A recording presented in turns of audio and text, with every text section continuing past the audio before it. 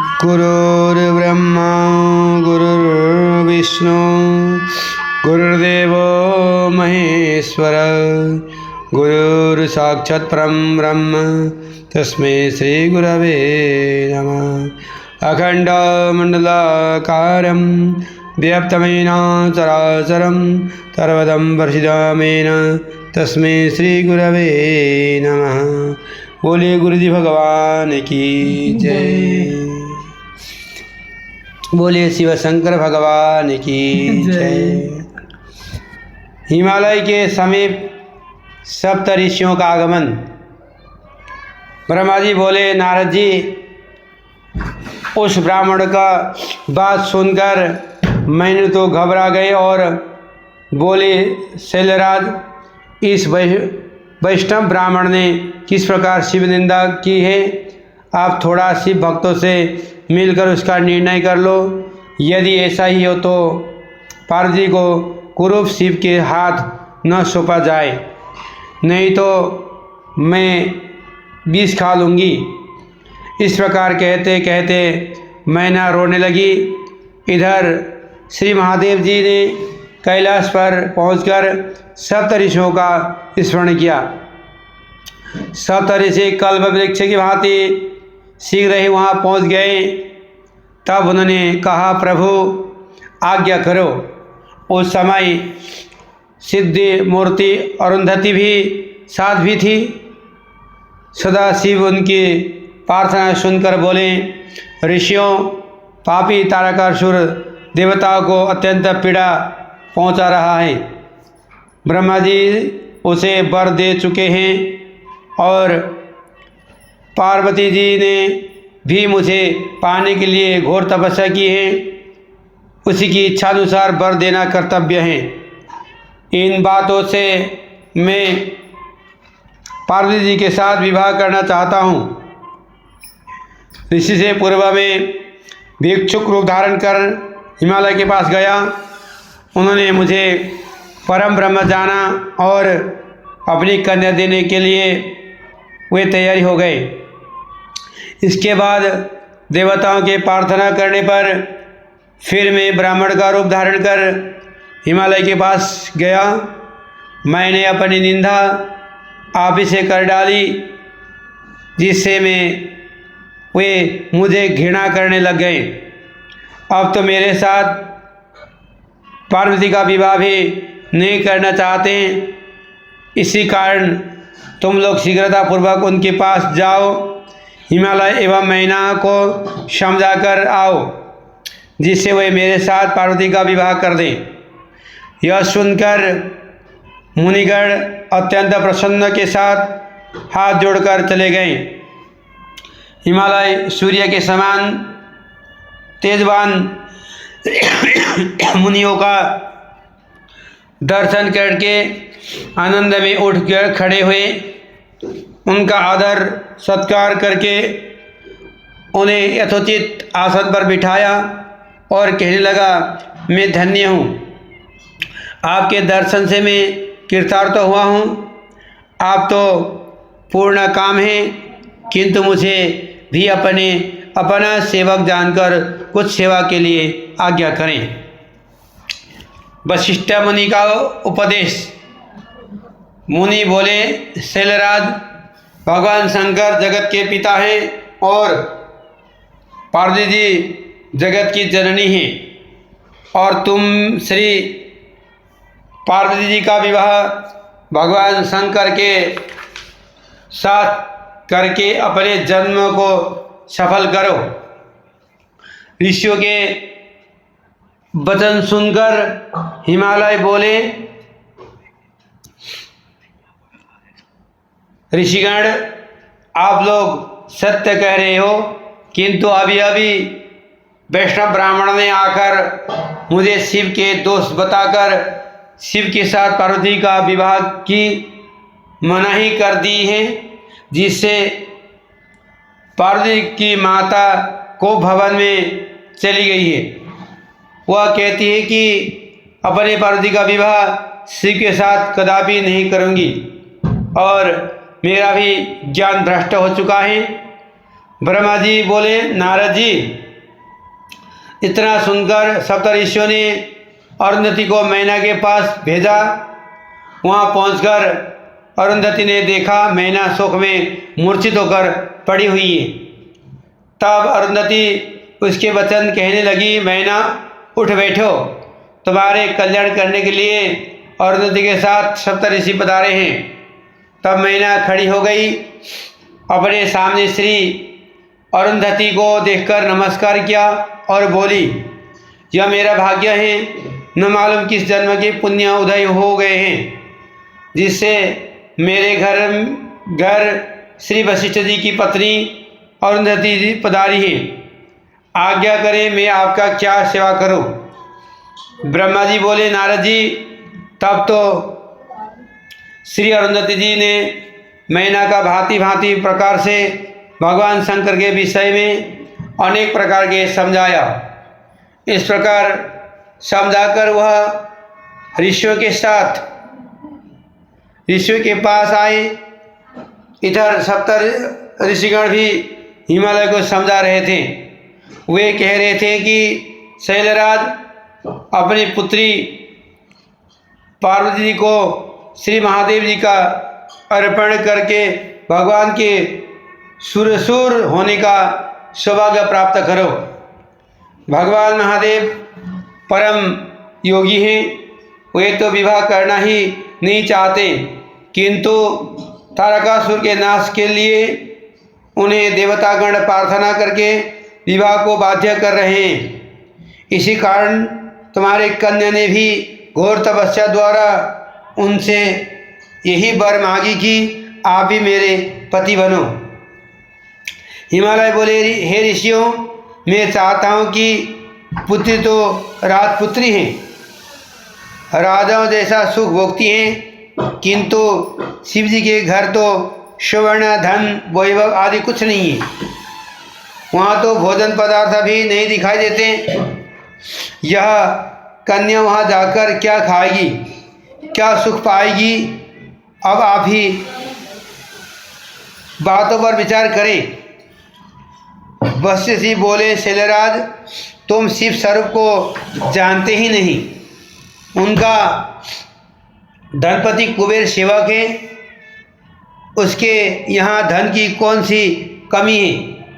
जो सारे संसार को उत्पत्ति पालन तथा श्रृंगार करते हैं, उन्हें भोजन का क्या दुख है? ब्रह्मा विष्णु उनके अंग हैं, उन्होंने मुख से सरस्वती, वक्ष स्थल से लक्ष्मी एवं अपने तेज से शिवा प्रकट किए। भला उन्हें दुख कैसे हो सकता है? तुम्हारी कन्या तो कल्प कल्प में उनकी पत्नी होती रही है एवं होती रहेगी। अपनी कन्या सदा शिव को अर्पण कर दो। तुम्हारी कन्या के तप करते समय देवताओं की प्रार्थना करने से सदा शिव तुम्हारे कन्या के समीप पहुँचे और उसे वर दिया। तुम्हारी कन्या के ही कथन से शिव जी तुमसे कन्या मांगने के लिए तुम्हारे घर पधारे और सदा शिव को प्रसन्न होकर उस समय तुमने कन्या देने के लिए वचन दे दिया। अब उन वचनों से हट रहे हो, यह उचित नहीं है।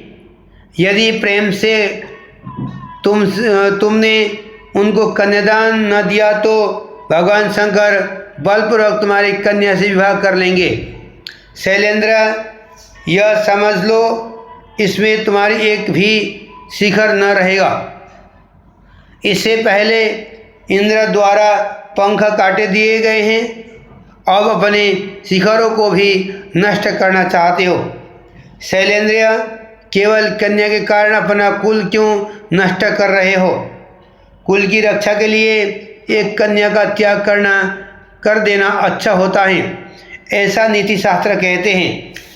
देखो, अनरण्य राजा ने भयभीत होकर अपनी पुत्री को ब्राह्मण को दे दिए और अपने संपत्ति तथा परिवार की रक्षा के लिए। बोलिए शिव शंकर भगवान की जय। अब अरण्य राजा की कथा।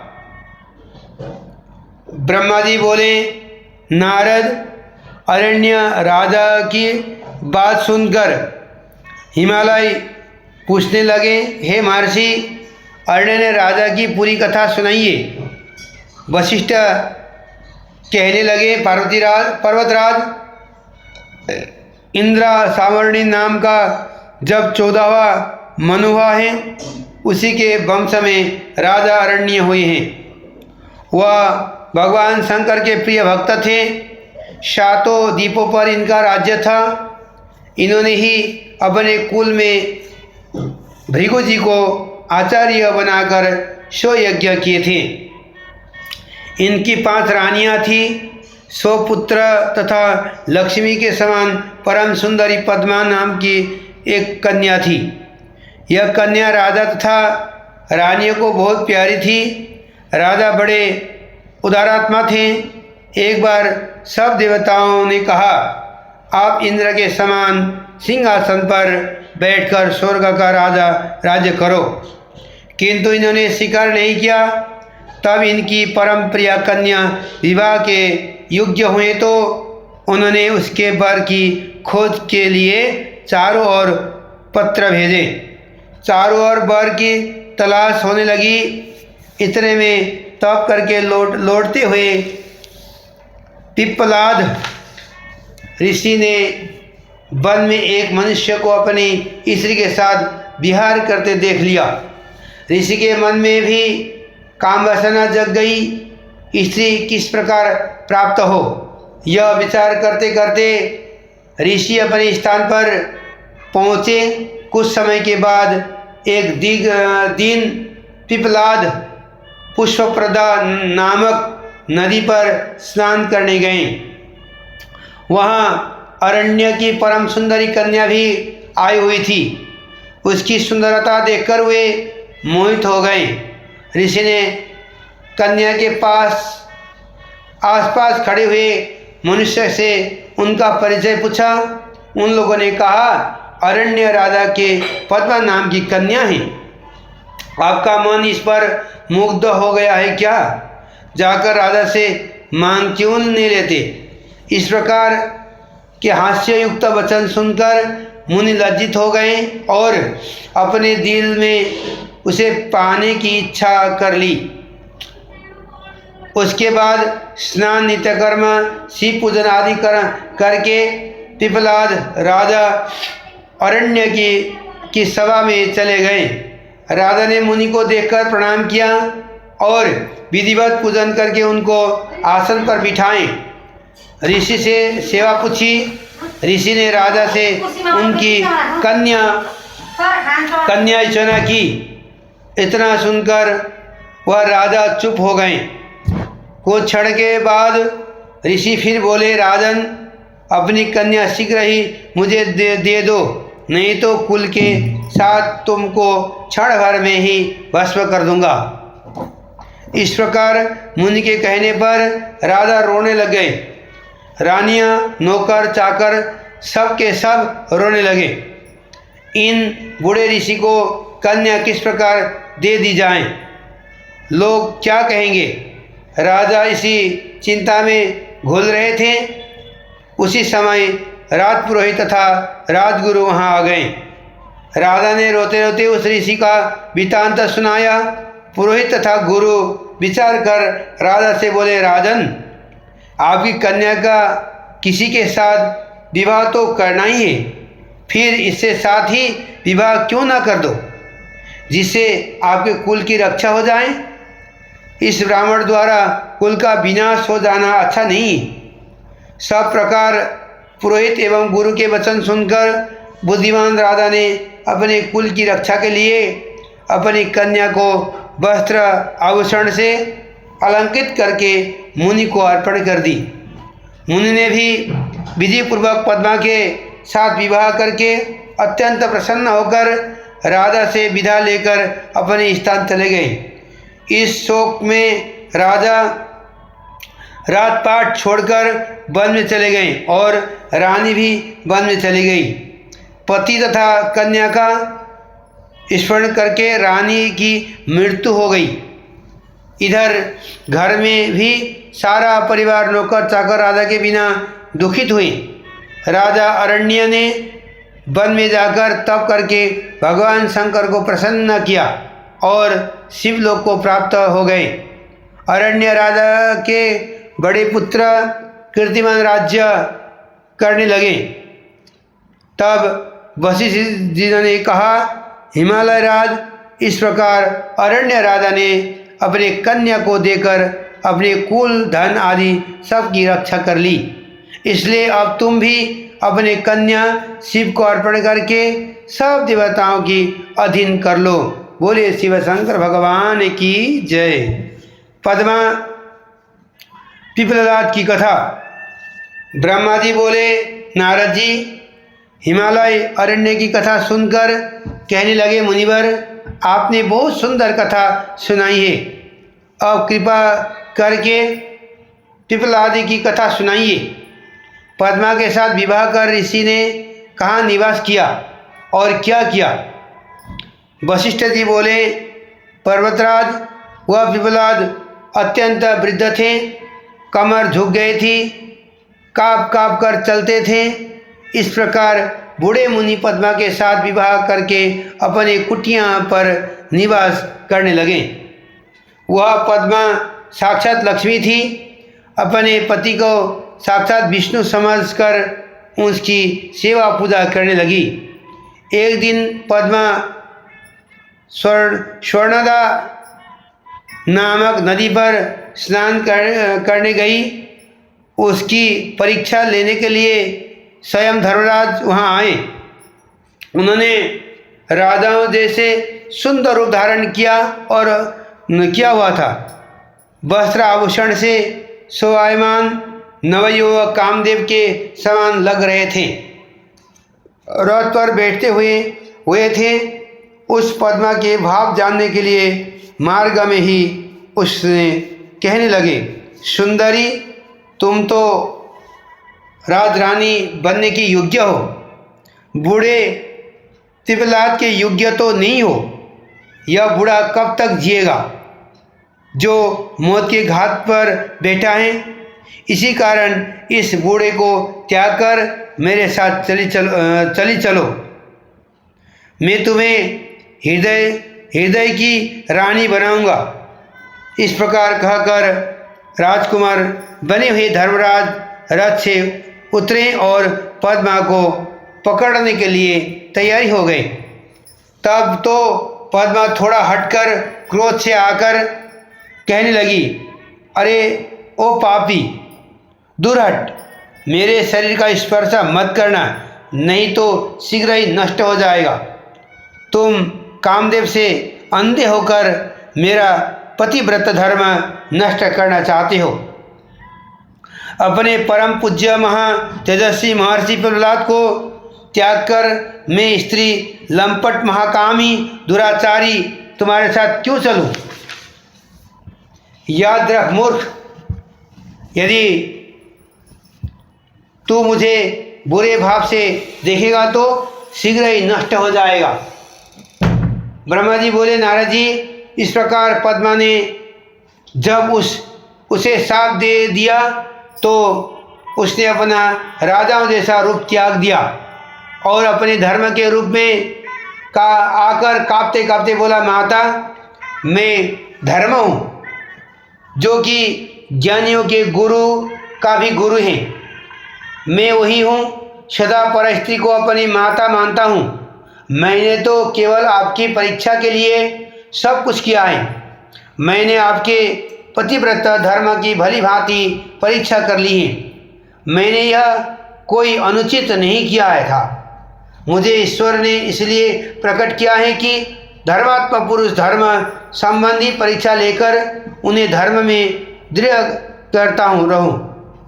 अब आपने मुझे श्राप दे डाला, उसका क्या होगा? नारद जी, धर्मराज इतना का पद्मा के पतिव्रत धर्म से प्रसन्न होकर चुपचाप खड़ी हो गई।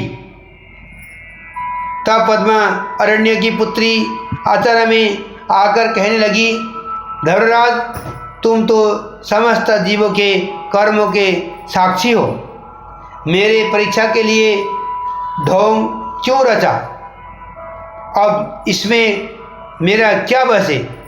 मैं आपको शाप तो दे चुकी, मेरा शाप अन्यथा तो हो ही नहीं सकता। अष्टो धर्म तुम 4 पाद वाले हो। सदयोग में तुम्हारे 4 पाद रहेंगे, त्रेता में 3 पाद होंगे, द्वापर में 2 और कलयुग में 1 भी पाद न होगा। फिर सदयोग लगने पर 4 पाद पहले की तरह हो जाएगा। नारद पतिव्रता के वचन सुनकर धर्म प्रसन्न होकर बोला, पतिव्रता पद्मा, तुम धन्य हो। तुम अपने पति के चरणों में सदा प्रेम करोगी। तुम्हारा पति जवानी को प्राप्त हो जाएगा, उसकी जवानी स्थिर रहेगी। मार्कंडे के समान बड़ी आयु वाला, कुबेर के समान धनी इंद्र जैसा वैभववान सुंदर स्वरूप वाला धर्मात्मा रतिसर होगा। आपके पति द्वारा 10 पुत्र होंगे, वे भी गुणवान तथा दीर्घायु होंगे। वशिष्ठ बोले, इस प्रकार धर्म से वर पाकर पद्मा प्रसन्न होती हुई अपने धाम को चली गई। घर में पहुंचकर धर्म के दिए वर के अनुसार अपने पति को पद्मा जवान हुआ देखकर प्रसन्न हुई और उसके साथ सुख विलास में मग्न हो गई। कुछ समय के बीत जाने पर पति द्वारा उसके अधिक गुण संपन्न 10 पुत्र प्राप्त हुए। पर्वतराज, इस प्रकार वे दोनों ही स्त्री पुरुष अत्यंत सुखी हो गए। इसको सुनकर हिमालय अपनी पत्नी से बोले, हे देवी, अब तुम देर न करो, पुत्री पार्वती शिव जी को अर्पण कर दो। बोले शिव शंकर भगवान की जय।